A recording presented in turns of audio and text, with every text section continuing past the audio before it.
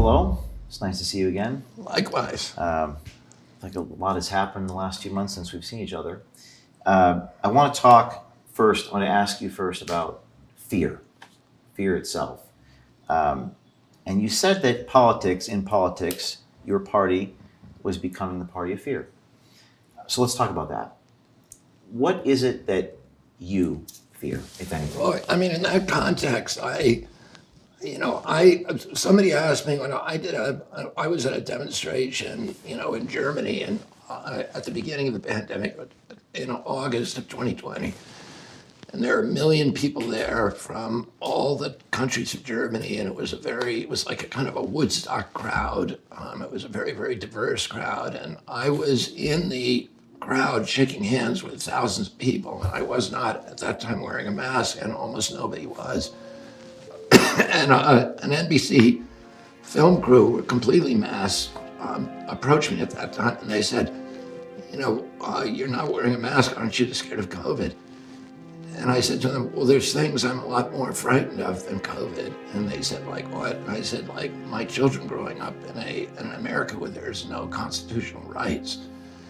And it's been recognized forever that fear is a governing tool.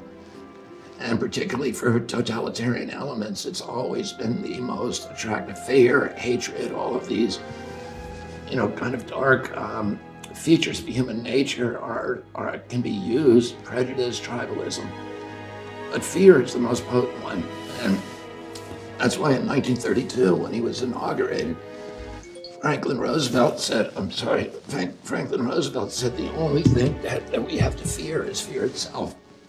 And the reason he said that was because at that moment in history, the global depression, this was long before World War II, the global depression was crumbling financial systems and societies across the world. And in Europe, there were fascist regimes that were using fear to abolish constitutional and civil rights. So you had in Spain and Germany and Italy, you had the rise of corporatism and fascism, and in Eastern Europe, you had left-wing totalitarian regimes also using fear.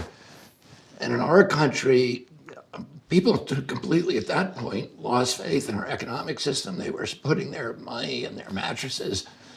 About a third of Americans felt that the only hope was a communist regime, and about a third were turning toward fascism or following Father Coughlin or Huey Long, which were urging kind of totalitarian solutions. And Franklin Roosevelt said to people, that is the biggest fear, is fear itself, because that will allow it. We will get through this. We will get through it if we be still. But if we allow ourselves to be manipulated by fear, we will lose everything that we value. Well, one of the things you've written is that fear has been stoked to provoke mass compliance. So is fear itself the biggest issue facing America right now? I don't know if it's the biggest issue, but it has become weaponized by elements within the technocracy and in the kind of corporate kleptocracy to engineer compliance of Americans with things that most people would not put up with under normal circumstances. Censorship. We all know that it's wrong, that there's never been a time in history when the good guys have been the ones who are censoring people. And so Americans know, innately that that the government is not supposed to censor us. And yet we put up with it. We said, okay, those guys are scaring us and we need to shut them up. And, the Constitution doesn't have a pandemic exception. The First Amendment doesn't have a pandemic exception. And, the Constitution was written for hard times. And by the way, the founding fathers, the framers of the Constitution, knew all about epidemics. There were 2 epidemics during the Revolutionary War. There was a malaria epidemic that decimated the armies of Virginia. It was a smallpox epidemic that brought to a halt the armies of New England at the very time when we had taken Montreal. So Benedict Arnold's army had captured Montreal. But because they were undermanned because of the smallpox epidemic, they had to withdraw. Otherwise, today, Canada would be part of the United States.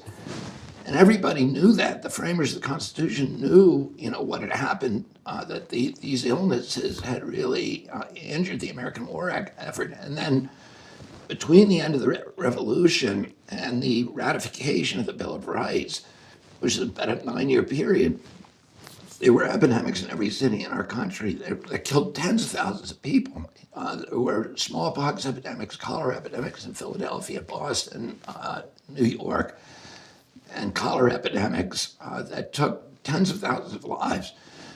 Everybody knew about it, and yet they did not put an epidemic exception in the United States Constitution or any other exception. And, we've been through much worse calamities than COVID-19. During the Civil War, we lost 659,000 troops in action or from disease, but troops on both sides. That's the equivalent of about 7,200,000 today. So much bigger, much larger death count than in COVID. But also our country was being torn apart. We almost lost the United States of America. And yet, when President Lincoln tried to suspend habeas corpus, the constitutional right, the court said you can't do that. And he was doing it for good reason. There were people in the cities who were Confederate sympathizers who were saying and doing bad things and inciting riots that threatened our country, that posed an existential threat to America. And Lincoln was trying to address that issue by by silencing those people with habeas corpus, by locking them up. And the court said, you can't do it. It doesn't matter what the calamity is. The Constitution has to survive through every calamity. So, but if you manipulate people's fear, Americans know these things. But if you manipulate them with fear, people will retreat and will choose a high percentage of people will choose security over, constitutional rights. My experience is that most people are very afraid.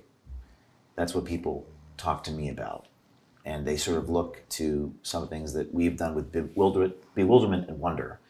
So what made you the way that you are, such that you're not looking at it the same way that so many other people in your position would? Did something happen to you? Was it a accumulation of your life experiences? Was there an event that brought you to the place that you are, where you're not approaching these things from a position of fear? I don't know what it is. I just, I have I think a lot, it's just probably the accumulation of my experience, which dictates that worldview, starting from when I was a little kid, where my father told me, a couple of weeks before he died, when I talked to him, he was talking about government officials, and he said to me, people in authority lie, and he said it, with kind of a sadness in his voice, but my understanding of just living in a democracy is that our job is to maintain a posture of skepticism towards any kind of large aggregations of power. So government officials, corporate officials, we should be skeptical of those things. And then with me, I've spent 40 years suing big polluters, but about 20% of those lawsuits were actually against the government agencies that have become captured by the industry that they're supposed to regulate. So instead of functioning as to protect the public trust and the public welfare, they function as essentially as sock puppets for the industry that they're supposed to regulate. And I found that out the hard way through through suing them and through encountering. Has it made you cynical? Has it lost well, hope? I would not call myself a cynical person. I'm skeptical. I'm not going to take anything on faith.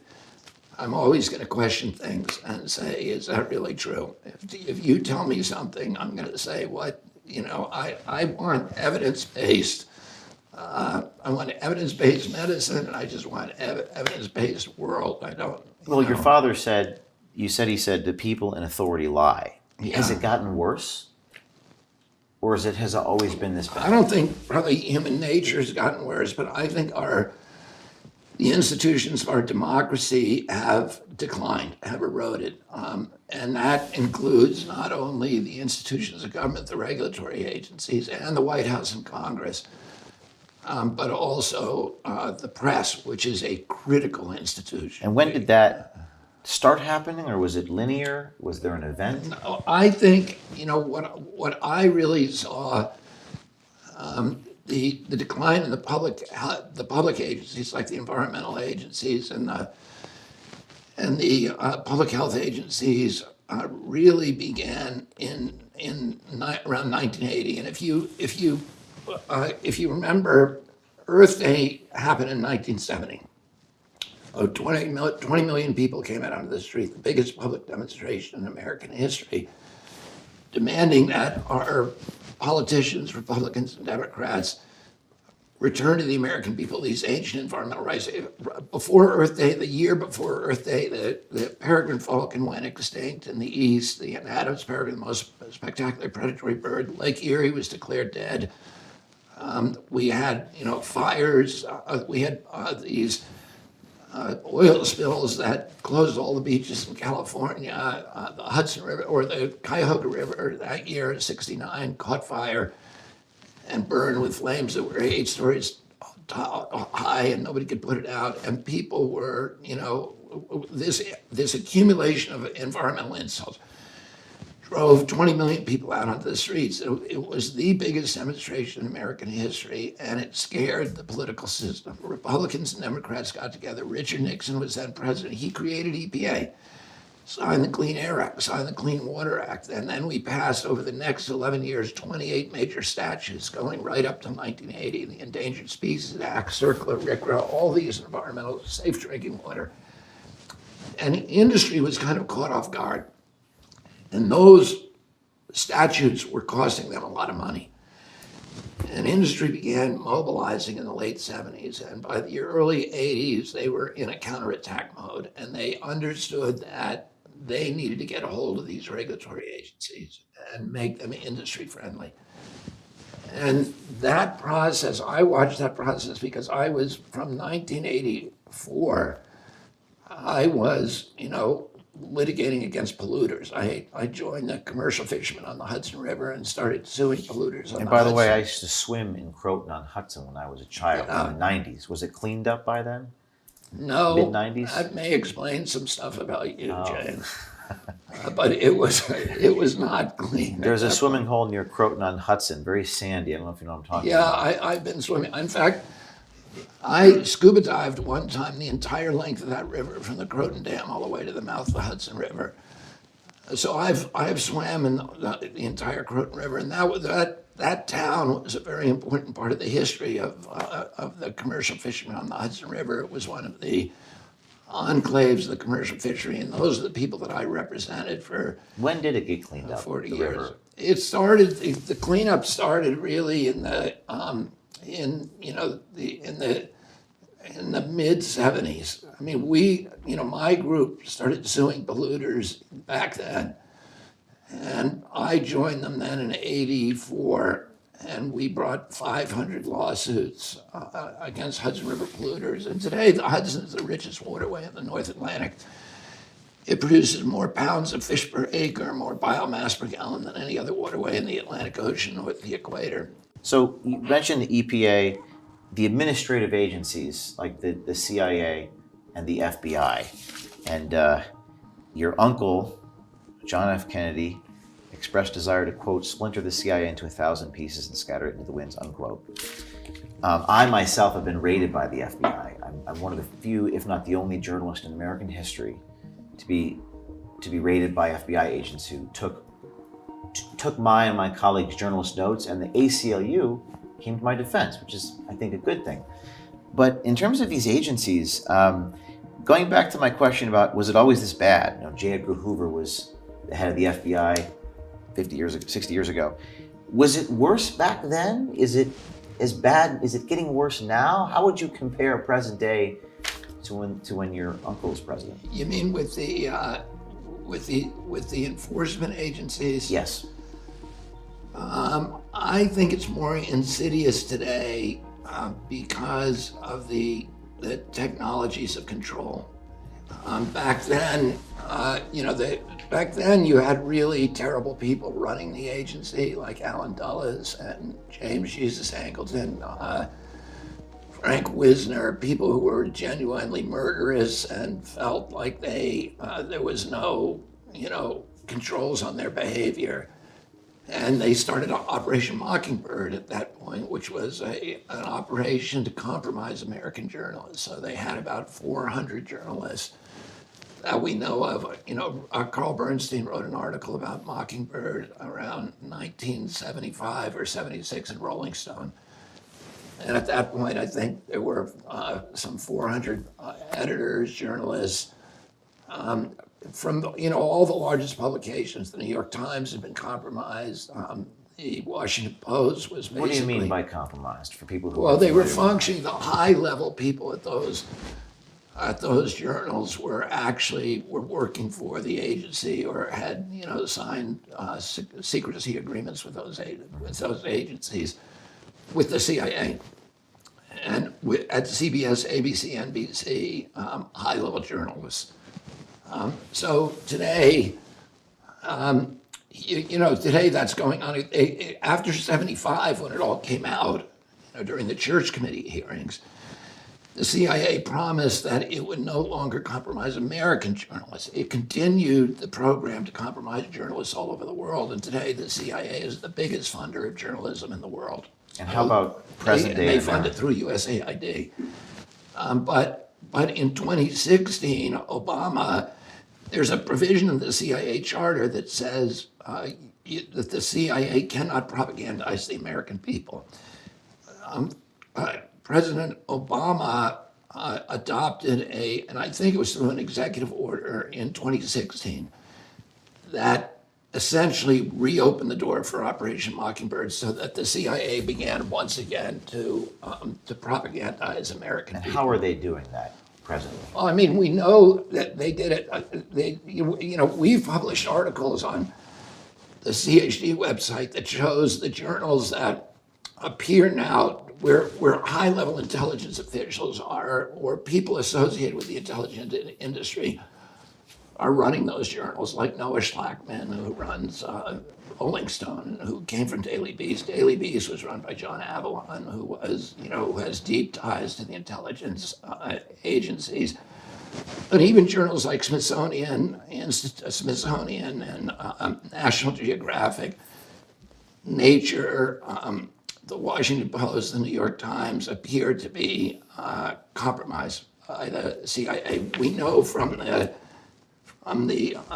Twitter files at both the FBI and CIA were operating portals within the Twitter and Facebook that allowed them to manipulate information and to deplatform people and to silence certain people that they didn't like in the social media. So, but the answer to the big answer to your question is the problem is today that is frightening is that with AI, with artificial intelligence, and with all of these surveillance, like facial recognition systems, the satellite systems that are now, I think we're going to have 415,000 low altitude satellites, where they can look at every square inch of the Earth at 24 hours a day.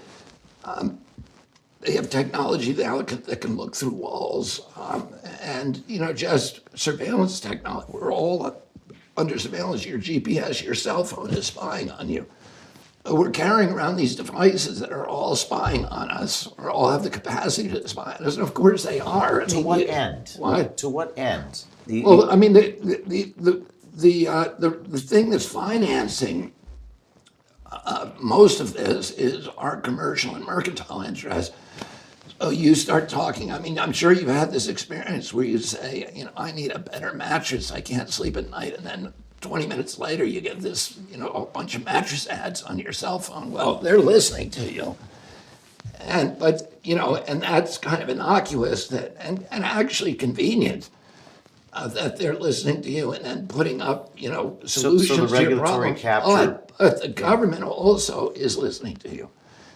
And if you're doing something that, if you are doing something that involves dissent or disobedience to government mandates, it's quite possible that there's some government agency that's keeping track of that. Have you And that's scary. experienced any retaliation in the since the pandemic? Have you seen any overt forms of retaliation against you by the intelligence community, to your Well, knowledge? we don't know. I mean, we don't know because there's always kind of irregularities on your cell phone. We get, we come under attack by bots almost daily at the Children's Health Defense, but you don't know who's orchestrating it. It's all kind of obscure and invisible. But here's what we do know is that the British intelligence agency, MI5, said publicly that they are treating people who are vaccine dissidents as terrorists. So they're going to MI5 made an announcement that they were going to release their cyber warfare techniques that were designed for controlling terrorism on people who were what they called anti-vax in foreign countries. Now, the CIA technically is not supposed to be spying on Americans in America. But the way that they get around that is they use the Five Eyes, which are the intelligence agencies from our top allied countries, to do the spying, and then they share the information with the CIA. So that's one way they can do it. The commercial capture to help you sell a mattress is one thing. Gathering all this information, is it just for information for its own sake? Who are these people beholden to? What is their ultimate MO? Well, the thing they may not have any.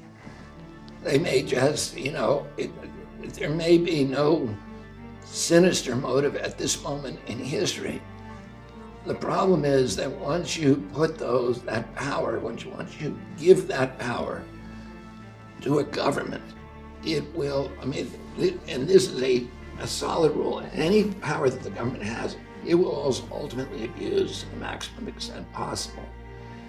And it will never give back voluntarily.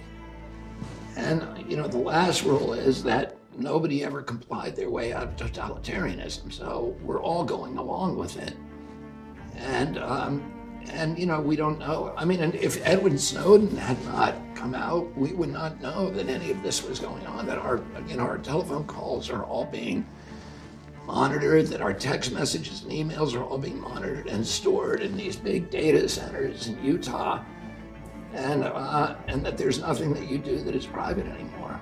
And until that moment, Americans assumed that the government was not spying on them. So now the question is, they may not be doing anything bad with it now, but if at any moment that could change. Well, there's probably more Ed Snowdens out there. I think that you also said that 90% of the people in these agencies are likely good people. I've said something similar. Probably most of the people are good people, but they're stuck in the system. You also said that in the 3 years since the pandemic, you write in the book that I reread this past week about Anthony Fauci, you said that Americans have had this naive idealism that makes them reluctant to believe that their government's COVID policies were grotesquely ill-conceived.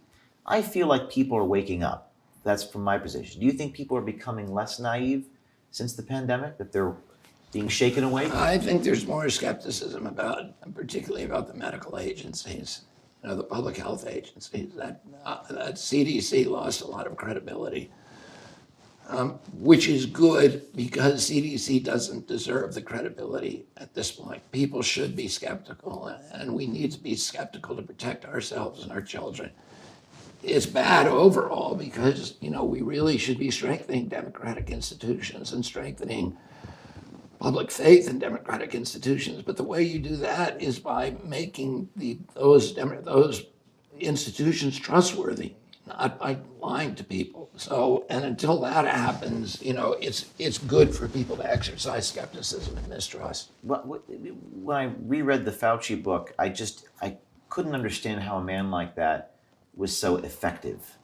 It doesn't strike me as a particularly charismatic guy. Maybe he's charismatic behind it. But where does he get the source of so much power and Fauci Listen, resiliently going through all those things? there's so many famous scientists at CDC, like William Thompson, at NIH, like Bernice Eddy, one of the most famous scientists, female scientists in American history, who discovered that there was a carcinogenic virus in the polio vaccines, a virus called SV40, simian virus 40. That was given to 100 million American kids of our generation, my generation, which now has 10 times the soft cancer rate of the previous generation. So we were given and she exposed it. And she was punished by that and essentially forced out of the agency. It's really a national scandal what happened to her. John Anthony Morris, the same thing with him. He revealed problems with the flu vaccine and he was driven out of the agency. There are, and they, the locks are changed on their doors. They're forced out of their laboratories. Their telephones are taken away. This is what happens to people who interfere with the mercantile ambitions of the agencies of the corporations and industries that those corporations regulate. I mean, those agencies regulate. So if you do something that offends the pharmaceutical industry or interferes with its profit taking, you're going to be punished in those agencies. Conversely, the individuals who are reliably in the tank with the industry, who are carrying water for them, people like Anthony Fauci, are people who rise inexorably to the top and then remain there for generations. So, here you have a public official who's been there for 50 years, the highest paid official in the United States government, much higher paid than the President of the United States. And he's there for one reason, because he knows how to serve agency ambition. He's taken that agency that was the gold standard for scientific research and essentially abandoned the mission of trying to figure out why are Americans so sick, and adopted instead a new mission, which is to develop, to be an incubator for pharmaceutical drugs for the agency. And when it develops those drugs at NIH and then farms them out to a pharma company, it gets to collect royalties. So NIH is collecting billions of dollars on the Moderna vaccine, which they developed. And people who work for Tony Fauci, 4 to 6 individuals who work for him, have march-in rights for those patents, so that they will collect now $150,000 a year for life, and their children and heirs will collect that money as long as that vaccine is being sold. Oh, you have an agency where that has these commercial benefits that have overwhelmed their regulatory functions. And if you're going to get $150,000 a year for life and you're the regulator, do you think you're really going to be regulating, or are you going to be promoting? They are promoters of pharmaceutical drugs. They're not regulators anymore. We saw that with a story we did on a guy named Christopher Cole, who was an FDA official, who said precisely that. And the media is supposed to be skeptical. I don't remember as a child, I grew up in the 90s, I don't remember if I saw it on television, but maybe you could tell me when it started with networks go to commercial break and it says, brought to you by Pfizer.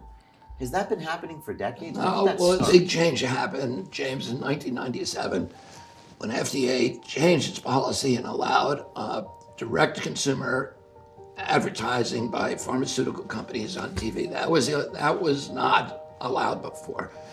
There are only 2 countries in the world that allowed direct-to-consumer advertising on TV by pharmaceutical companies. That's New Zealand and the United States, and it's one of the reasons we take 3 to 4 times the pharmaceutical drugs as any other nation. We take Americans on average are taking 4 pharmaceutical drugs, and Europeans are taking 1 or none. And we are the sickest population in the world. We have the highest chronic disease rate. We spend more on healthcare. We spend $4.3 What trillion changed in on healthcare. 97? 97. What was the reason? 97. Well, 97. FDA had been captured by the agency, by the industry, and so and it changed the rule. And now, I had this experience with Roger Ailes one time, who was the founder of Fox News. And I knew Roger. When I was 19 years old, I had this odd relationship with him, where I spent 3 months in a tent with him in Africa. And he had just come off the Nixon campaign and the Merv Griffin show. He was a producer at that time. It was before he started Fox News. And we spent the summer together shooting this movie over there, or the TV show over there. And we became friends. And he was he was a very brilliant guy. He was very witty and funny. And he was a very loyal friend. So when he started Fox News, and I started seeing him as a kind of Darth Vader, that he was, that he was just destroying so much of the things that I cared about and about American culture. And I felt antithetical to all the things that he believed in, but we maintained a friendship. And he would put me on. I was the only environmentalist who was going on Fox News regularly. So he would make Sean Hannity put me on, and Neil Cavuto and Bill O'Reilly, and I was on Fox News all the time talking to their audience about environmental issues. And I went in 2014. Roger had a family member who had been vaccine injured, and and at that point I was working on a documentary. We'd co-produced a documentary about the links between vaccination and neurological injuries. And he watched it along with several other executives there. And I said, "Can you help me? Can I go on the air and promote this?" And he brought me into his office and he said, "I can't do this for you." And he said, "This is like a red line for us." And he said, on average, 75% of the advertising revenues and the nightly news come from pharmaceutical companies. He said, on average, there's 22 advertising slots on the nightly news, and 17 of those are pharmaceutical companies. And he said, if one of my hosts, like Cavuto or Sean, allowed you on to talk about this issue, I would have to fire them. And if I didn't, I would get a call from Rupert Murdoch within 10 minutes. So that kind of opened my eyes about, the impossibility. And then I had many, many other experiences like that, where TV hosts would do, Jake Tapper I did in 2005 a Rolling Stone piece on mercury and vaccines, and Jake Tapper worked with me for 3 weeks, shooting an exclusive documentary on this secret meeting that between CDC and all the pharmaceutical agency, or the pharmaceutical producers and WHO, where they had done their own studies that showed that vaccines were causing the autism epidemic, and they had a meeting to try to hide it from the American people. It was called the Simpsonwood Conference, and I did an article, a prize-winning article in Rolling Stone. Jake Tapper did an accompanying documentary to, not a documentary, but a segment, a long segment to document, that I gave him an exclusive. The night before it ran, it was scheduled to run, which was the day the Rolling Stone article came out. He called me and he was completely discombobulated. And he said, corporate, meaning the corporate offices, just killed that story. They said, we can't run it. And he said, it's the first time corporate's ever interfered with my journalism, and I'm outraged. And then the next day I called him and he wouldn't answer the phone. And then they aired instead a segment that said that vaccines are safe. It was just a propaganda segment. So I saw this again and again, how the industry, by not only uses the news shows as a platform to promote its products, but it was now dictating content to those newsrooms. And one of the things is, James, is the evening news is the ideal audience for pharmaceutical products because, as you know, kids don't watch TV anymore. They don't watch the evening news. The people who are watching those news shows are people who are my age. And these are the people who are taking all the pharmaceutical drugs. They're sort of, they're senior citizens who are all hooked on pharmaceutical drugs. So that is where all the pharma ads are going. And so, that's why you see at the end of every news, brought to you by Pfizer, brought to you by Merck. And, what I've said is Anderson Cooper is getting $13 million a year salary. But if you actually look at the revenues, probably 70 or 80% of that is coming from Pfizer. And so who is he really working for? Is he working for the public interest? I don't think so. And it's not that Pfizer is, writing his scripts and dictating stuff, but he knows where the boundaries are, what he can and cannot say. And if he does say the wrong thing, then there is a conversation that's going to take place, like there was with Jake Tapper. Well, what media outlets do you admire journalistically? Like Elon Musk's Twitter is an example of one where people are in the comments posting about Pfizer officials. When we did our story, people were finding out the name of the guy and where he worked, and it was sort of a citizen run. But is there any media institutions that you do respect or admire journalistically? Well, I would say the ones now that are, free of pharmaceutical, there's very few. And Which are they? Well, I would say Epic Times is one that, and by the way, I'm skeptical about any news source, so I double check everything. Where do you get your news? I get it from a lot of different sources, and I'm on a lot of different listservs, and I read the scientific journals, and I read critical assessments of those journals, and so I'm on my cell phone for a couple of hours a day. So you have to read between the lines. Yeah, I read between the lines, but I'm used to that because my job is about reading science critically. I sue people. I sue all my lawsuits. Almost without exception, involve scientific controversies. So when I sue Monsanto, there's a bunch of peer-reviewed publications that say that glyphosate, which is in the Roundup, causes kidney cancer and non-Hodgkin's lymphoma. And then there are some studies on the other side that say, oh, we didn't find it.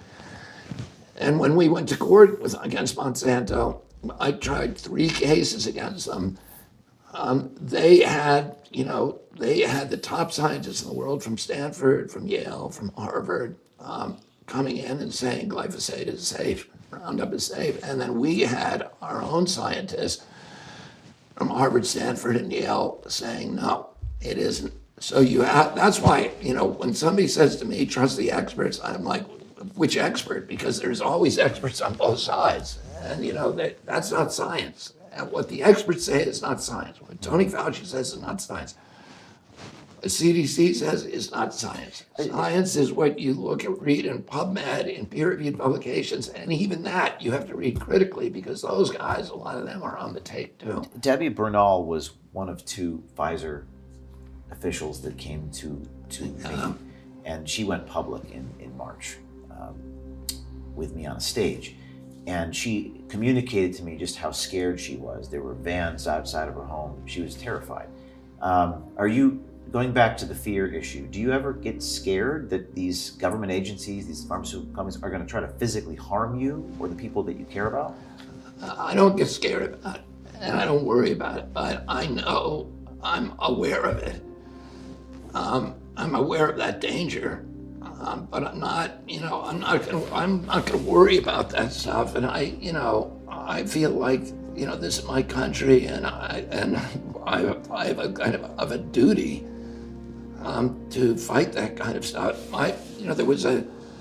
There was a generation in this country in 1776 that put their lives on the line. A lot of them died and put their fortunes on the line and their property and their reputations, their livelihood, in order to give us the constitutional rights that we now take for granted. And Oh, and in 1 year, we saw so many of those constitutional rights just eviscerated, and we have to be willing to make the same kind of sacrifices they do. There's a lot worse things to me than dying, and one of those is having my kids grow up in America where they do not have the constitutional rights that I grew up with. A lot of people express to me that we're past the point of no return, that there's sort of hopelessness, and we're so divided in this country. You talked about this in your speech. You're announcing the president. How do you stop that division? I mean, I think that the way that you bring people together is by telling the truth to people and just being frank. And, my father succeeded in doing that, by being just brutally honest with people and telling people things they didn't want to know. My father, when he ran for president, had almost no chance of winning.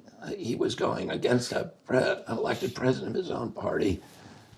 He had all of the institutions of the Democratic Party against him. He had the labor unions against him. He had the big city mayors, all of who had been with him 4 years earlier in 1960 when he ran his brother's campaign.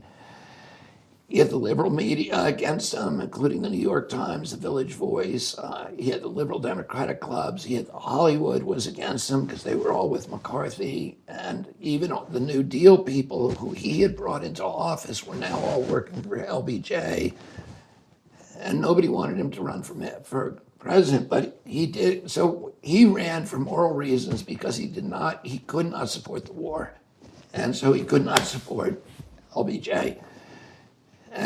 But it allowed him to tell the truth. It freed the hopelessness of his campaign, freed him, liberated him to tell the truth. And he kept telling people things they didn't want to hear. And then, the last day of his life, he won the South Dakota primary and the California primary, the most rural state in our country and the most urban state.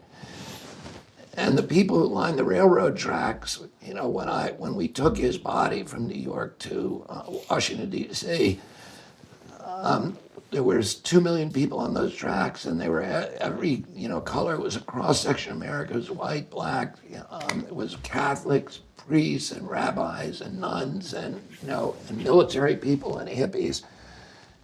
And so he was really able to unite the country by doing this experiment of just telling the truth to people. And I think, we need to do that, and we need to look for the values that we have in common rather than the issues that are driving us apart. You told Yahoo News a couple years ago that you went through a spiritual revolution. You said you struggle with addiction.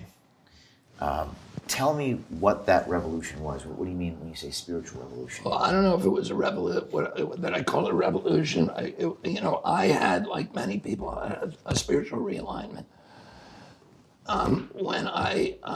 And that's really part of recovering from addiction. I mean, the whole 12-step program is based upon a sort of a structure for inducing a spiritual awakening or a spiritual realignment. Bill Wilson, who was the founder of AA, had a correspondence with Carl Jung, and Carl Jung had treated thousands and thousands of alcoholics and said they were hopeless, that they could not recover. And when he was asked, has it ever happened, he said, only in rare cases where there's a complete spiritual realignment. And that's the only way that you can recover from alcoholism, that you can live, that you can live a sober life. And so Bill Wilson, through a lot of,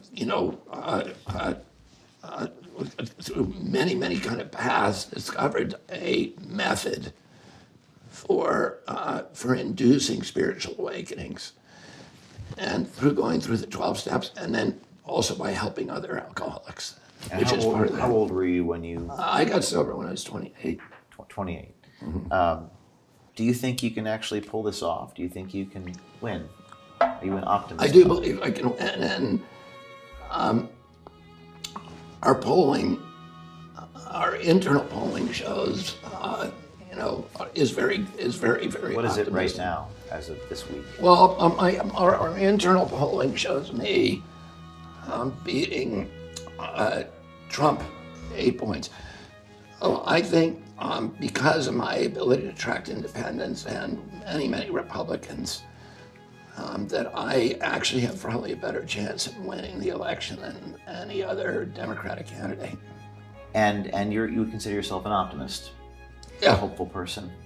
Yeah, I mean, I don't know if I consider myself an optimist, but I try not to go into too much optimism or pessimism. And, the way that I live my life is to not have expectations about the future.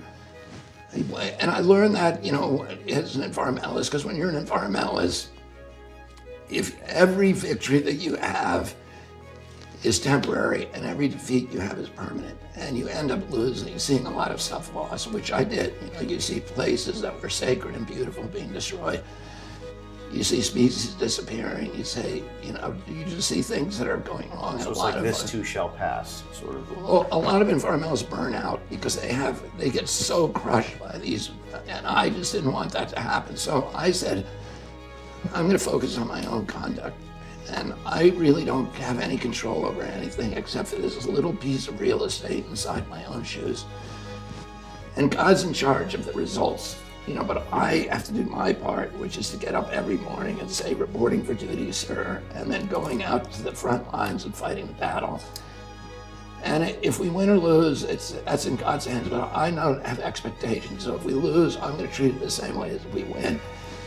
And that, if you don't have expectations, you don't get disappointed, and you can't be beaten, because no matter what happens, you're going to come back fighting. And that is what makes me relentless, because I don't have any expectations. No matter what they do to me, I'm going to get up and fight. Last question. When you become the president, if you become the president, you're now governing the administrative state. You're in charge of these agencies. What things will you do? What things can you control when you get into that position? I've spent 40 years studying these agencies. I have a PhD in how to unravel the corrupt corporate cultures that are dominating these agencies. When you litigate against the agency, you spend all your time thinking about how do they get this way? And who is it? There's so many good people who work here. Why are they working so dysfunctionally? And, I know the people in many of these agencies that have to be moved. I know how to change the corporate culture. And I really, in that little twilight zone before I fall asleep every night, I'm thinking about what I'm going to do in the first weeks when I get into office about fixing these agencies, one at a time. I don't, that's something I'm excited about. And you won't say what that is because you don't want to give your cards away. Show your cards to them. Well, I mean, I could actually sit down and give you details, but it would be Broadly a long speaking, conversation. yes. Well, all right. Well, thank you very much. To be continued, and wish you the best. Thank you very much, James. Thanks for having me.